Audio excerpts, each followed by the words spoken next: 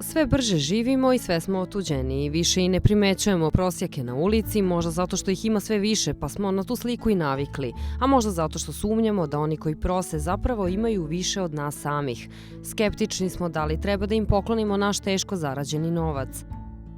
Trojica studenata, Marko, Matija i Aleksandar, ovakve dileme nisu imali kada su snimili video u kojem je prikazano kako kupuju hranu beskućnicima u Beogradu. Kako kažu, tokom ovih hladnih dana žele samo da podele malo radosti i toplote sa drugima. Cilj je ništa drugo nego da probudimo svest ostalima i da postavimo neku vrstu trenda. Da pokažemo da je to zapravo cool i da je to jednostavno lep osjećaj i jednostavno da ljudi trebaju da osjećaju empatiju prema tim ljudima i to je to, ništa više.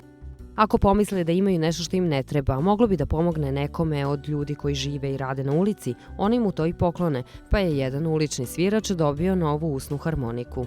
Pošto to mu je generalno posao da svira i znam da se te usne harmonike jako brzo troše i stvarno je problem da ceo dan se svira, a da izdrže preko mesec dana. I onda smo rešili ne samo da mu pomognemo tako što će da mu damo, nego i po neku pozitivnu reč. Njihova namera je da podstaknu i druge pojedince da se organizuju i pokažu svoju humanost. Reakcije ljudi su stvarno bile nevjerojatno pozitivne, znači nismo očekivali toliki odziv, dakle na desetine privatnih poruka smo dobili na Facebook i preko e-maila. Gomila ljudi je najavilo da će uraditi slične akcije i dakle zabeležiti to uz pomoć videa i okačiti kao odgovor na naš kanal na YouTube-u, što je zapravo bila akcija. Ovi mladi ljudi planiraju nove akcije i pozivaju sve zainteresovane da im se priključe i jave putem maila belgrade.giveaway@gmail.com.